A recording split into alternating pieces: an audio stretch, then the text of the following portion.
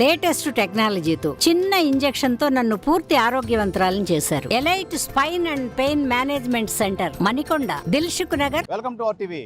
ఇటీవల తెలుగు రాష్ట్రాల్లో exit poll Andhra Pradesh అని చెప్పి ఈ ఎగ్జిట్ పోల్ అయితే దర్శనమిస్తుంది. బాగా ఇది వైరల్ అవుతుంది.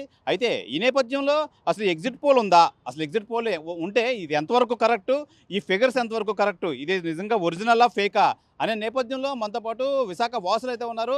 వాళ్ళని అడిగి తెలుసుకునే ప్రయత్నం అయితే చేద్దాం. సార్ చెప్పండి, ఇటీవల ఈ ఎగ్జిట్ పోల్ అయితే వచ్చింది. ఎగ్జిట్ పోల్ గురించి మీరు ఏం చెప్తారు, ఏమంటారు మీరు? ఏమో ఇదే మరి మొట్టమొదటిసారిగా ఎన్నికలు అయిపోయిన తరుణంలో ఇటువంటి పోల్స్ విడుదల చేయడం అనేది చాలా ఫేక్ అండి. ఇక్కడ చంద్రబాబు నాయుడు గారు, లోకేష్ గారు విదేశాలకు వెళ్ళగానే వీళ్ళందరికీ ధైర్యం వచ్చింది. అమ్మ మనం ఎటువంటి ఇచ్చిన ప్రజలను మభ్యపెట్టచ్చు అనేటువంటి ఆలోచనతో ఈరోజు సరికొత్త విధానంగా వీళ్ళు ఈ టీవీ పేర్లన్నీ కూడా చిత్రీకరించి డీటీపీ ఆపరేటర్లు కొత్తగా పెట్టుకున్నట్టున్నారు. ఈటీవీ యాంబలంతో కూడా వీళ్ళు ఫేక్ న్యూస్లు వదిలించేటటువంటి పరిస్థితికి దిగజారారంటే పూర్తిగా వీళ్ళు అస్తవ్యస్తం అయిపోయి ఈ పార్టీ కూడా వైసీపీ మూతబడేటటువంటి పరిస్థితి ఉంది. కాబట్టి ఇటువంటి దారుణమైన చర్యలకు దిగుతున్నారని చెప్పి మేమైతే చెప్తున్నాం. 158 సీట్లకు కూడా వెళ్ళిపోతుంది వైసీపీ రేటింగ్ అని చెప్పి ఇక్కడ ఇచ్చారు.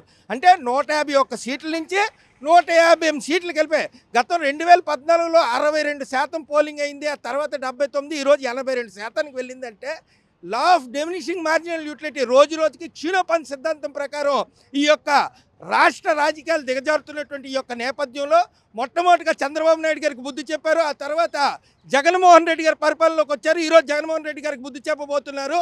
ఈ విషయాన్ని బహిర్గతం అవ్వక ముందే మేము బాగానే ఉన్నామని చెప్పి డప్పులు కొట్టుకోవడానికి ఈ అవాస్తవమైనటువంటి ఈ యొక్క అంకెల గారిడితోటి ఈరోజు ముందుకు వస్తున్నటువంటి ఈ యొక్క జగన్ ప్రభుత్వం రేపు 4వ తారీఖుతోటి మూతబడిపోతుందని చెప్పి స్పష్టంగా మేమైతే చెప్పబోతున్నాం. నిరుద్యోగులు, యువత, విద్యార్థులు ఈ యొక్క రాష్ట్రంలో ఏకపక్ష ధోరణంగా వైసీపీని తిప్పుకొట్టాలని చెప్పి కూటమికి ఓటేసాం. తప్పకుండా కూటమి విజయం సాధిస్తుంది.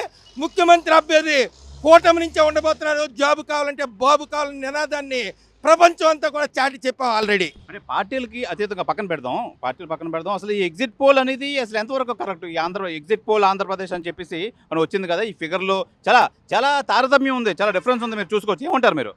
కౌంటింగ్ అయ్యేంతవరకు ఆగితే ఎవరు గెలిచారు, ఎవరు ఓడిపోయారని చెప్పి ఎన్నికల నిర్వాహకులు ఎవరైతే ఉన్నారో కలెక్టర్ గారి సమక్షంలో కౌంటింగ్ అవుతుంది కదా. మీ అంతటి మీరు సర్వే ఇవ్వడం ఏంటి? మీరు సర్వే ఇవ్వగలిగితే మాకు ఎన్నికలు 2 సంవత్సరాల ముందు పెట్టించుకోవచ్చు కదా, మీరే గెలవగలిగితే. మీ సర్వేలు ఇవన్నీ కూడా మీ ఇంట్లో లెక్కలేసుకొని కంప్యూటర్లో ఉంచుకోవడానికి తప్ప ఇవి బయటికి విడిచిపెడితే మటుకు ఊరుకోమని చెప్పి మరలా చెప్తున్నాం. దయచేసి ఇటువంటి డూప్లికేట్ చిత్రాలను కానీ బయటికి వదిలితే ఈ పక్కాగా చూడకూడని చిత్రాలతో సమానం అని చెప్పి ఈరోజు తెలియజేస్తున్నాం. మనతో పాటు మరికొంతమంది విశాఖ వాసులు అయితే ఉన్నారు. అసలు ఈ ఎగ్జిట్ పోల్ కోసం ఏమంటారో తెలుసుకునే ప్రయత్నం అయితే చేద్దాం. సార్ చెప్పండి, ఏం చెప్తారు మీరు? నా పేరు జగదీష్ అండి. ఈ ఎగ్జిట్ పోల్ అనేది న్యూస్ మినిట్ అనే ఎగ్జిట్ పోల్ నుంచి వచ్చింది. ఇది ఒరిజినలా కాదు అనేది తెలియదు, కానీ ఇది ఎగ్జిట్ పోల్ అనేది పక్కాగా ఫేక్ ఎగ్జిట్ పోల్ అండి. ఇది ఇప్పుడున్న గైడ్లైన్స్ అది ఈసీ గైడ్లైన్స్ ప్రకారంగా జూన్ 4వ తేదీ వరకు ఎగ్జిట్ పోల్ అనేది బయటికి రాకూడదు. ఇందులో ఎగ్జిట్ పోల్ ఇదే వాళ్ళు రిలీజ్ చేస్తే మాత్రం ఈ ఎగ్జిట్ పోల్ మీద ఉండే ఎవరెవరైతే ఉన్నారో వాళ్ళందరూ కూడా ఆ టీవీని బ్యాన్ చేయొచ్చు. తర్వాత ఈ ఎగ్జిట్ పోల్ని మనము ఫేక్గా వర్ణించాలి కానీ తప్పించి ఇది ఒరిజినల్ కాదు. ఒకవేళ ఇప్పుడు 175 సీట్లు ఉన్నాయి. ఈ 175 సీట్లో ఎన్డీఏ కూటమికి 80 వచ్చాయనుకోండి, జగన్కి 80 సీట్లు వచ్చాయనుకోండి, బీజేపీ ముఖ్యమంత్రి అవుతాడు. అదే తెలుగుదేశంకి 80 వచ్చాయనుకోండి, పవన్ కళ్యాణ్ ముఖ్యమంత్రి అవుతాడు. దాని ఈక్వేషన్ ఏంటంటే పిలక అంతా కూడాను బీజేపీ చేతిలో ఉన్నది. ముఖ్యమంత్రి ఎవరు అనేది, పిలక అనేది బీజేపీ చేతిలో ఉన్నది. ఈ ఎగ్జిట్ పోల్ ప్రకారంగా చూసినా సరే జగన్మోహన్ రెడ్డి కానీ చంద్రబాబు కానీ ఎవరైనా సరే బీజేపీ చెప్పిన విధంగా ముఖ్యమంత్రి మోహన్ రెడ్డి కానీ వస్తే మొత్తం 88 సీట్లు రావాలి. 88 సీట్లకి 8 సీట్లు ఎక్కడి నుంచి వస్తాయి? బీజేపీ ఎవరికి మద్దతు ఇస్తే వాళ్ళకే వస్తుంది. పవన్ కళ్యాణ్ అనేది జగన్మోహన్ రెడ్డికి సపోర్ట్ చేయడు.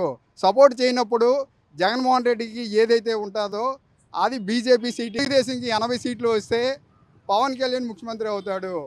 ఇదే కన్ఫర్మేషను. ఇదంతా ఎగ్జిట్ పోల్ అనేది ఇది ఫేకు. ఉన్నదంతా బీజేపీ అడుగుజాడల్లోనే మాత్రమే నడుస్తుంది. ఈ అడుగుజాడల్లో మాత్రమే రాష్ట్రం అనేది ఏ విధంగా ముందుకు వెళ్తుందో ఆ విధంగా ముందుకు వెళ్తుంది. ఇక్కడున్న మేనిఫెస్టోలు కూడాను బీజేపీ మేనిఫెస్టో మాత్రమే రిలీజ్ అవుతుంది. ఎన్డీఏ కూటమి తెలుగుదేశం, పవన్ కళ్యాణ్, జనసేన రెండు ఉండే మేనిఫెస్టో మాత్రం అమల్లోకి రాదు. అలాగే జగన్మోహన్ రెడ్డి మేనిఫెస్టో కూడా అమల్లోకి రాదు. కృష్ణ గారు ఏమంటారు ఈ ఎగ్జిట్ పోల్స్ కోసం మీ కామెంట్ ఏంటి? అసలు ఎగ్జిట్ పోల్స్ అంటే ఏంటండి, అన్ని ఎలక్షన్లు అయిన తర్వాత ఆఖరి రోజున రిలీజ్ చేసే వాటిని ఎగ్జిట్ పోల్స్ అంటారు. ఇంకా ఒక దశ పోలింగ్ ఉంది, నేను ఒక దశ అయిపోయింది. ఆఖరి దశ పోలింగ్ 2వ తారీఖు జూన్ 2 జరుగుతుంది. ఆ 2వ తారీఖు 5 గంటల తర్వాత మాత్రమే, ఒకవేళ పోలింగ్ 10 గంటల వరకు కొనసాగితే 10 గంటల వరకు కూడా ఎగ్జిట్ పోల్స్ ఇవ్వడానికి వీల్లేదు.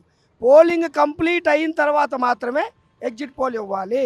అలా కాకుండా ఎగ్జిట్ పోల్ ఇచ్చినట్టయితే అది ఏ టీవీలో అయినా సరే ఎలక్షన్ కమిషన్ బ్యాన్ చేస్తుంది.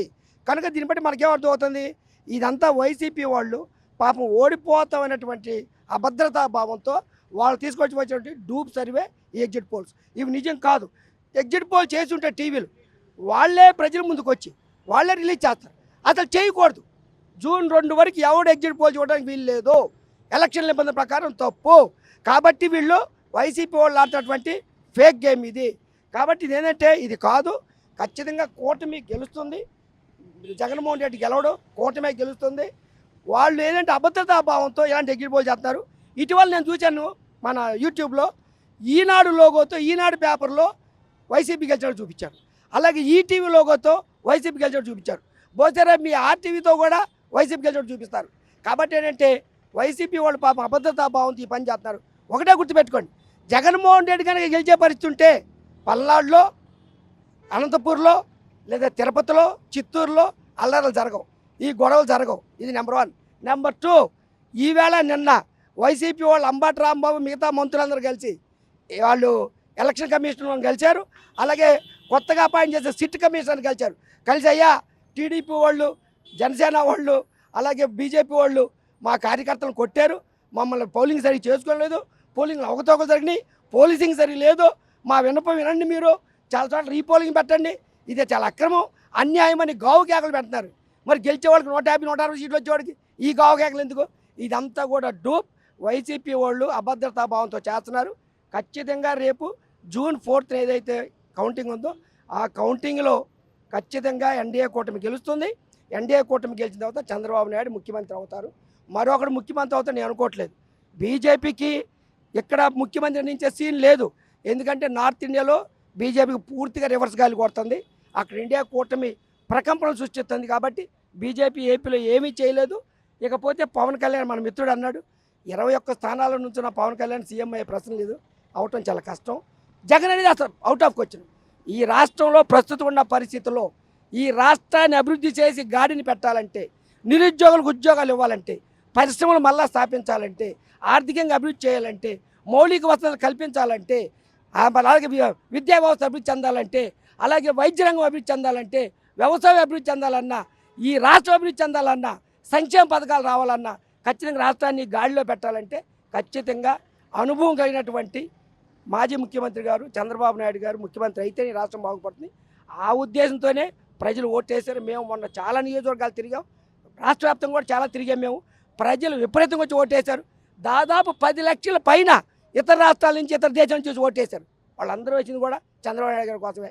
అలాగే కొత్త ఓటర్లో ఒక 10 లక్షల మంది పైన వాళ్ళ కుటుంబాలు వేశారు. అలాగే 5 లక్షల మంది ఎంప్లాయీస్ వాళ్ళు ఓటు వినియోగించుకున్నారు. 5 లక్షలు ఇంటూ 4 వేసుకున్న 20 లక్షల మంది ఉన్నారు వాళ్ళు.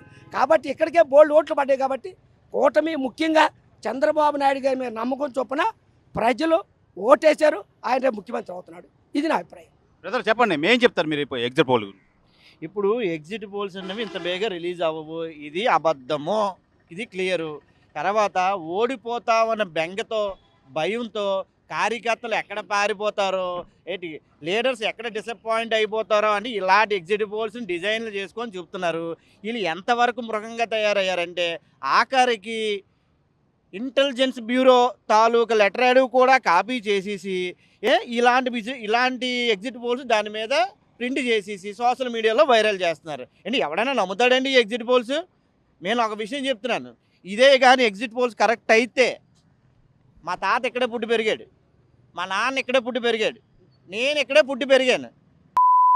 పడేసి నేను పక్క ఊరు పోతా, పక్క రాష్ట్రానికి పోతా, ఇంక జీవితంలో ఈ ఆంధ్రప్రదేశ్లోకి నేను అడిగేస్తాను. కాబట్టి నేను చెప్తుంది ఏంటంటే ఇలాంటి ఎగ్జిట్ పోల్స్ మీరు ఎవరైనా నమ్మొద్దు. ఇవి పక్కా ఫేకు.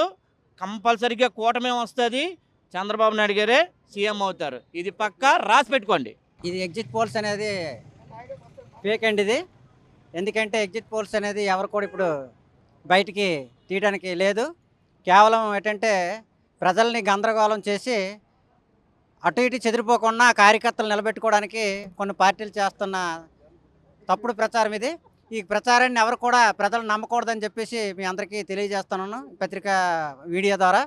ఎందుకంటే కేవలం కార్యకర్తలని ఈరోజు బలోపేతం చేయాలంటే ఏదో రకమైన న్యూస్ని వదలాలి.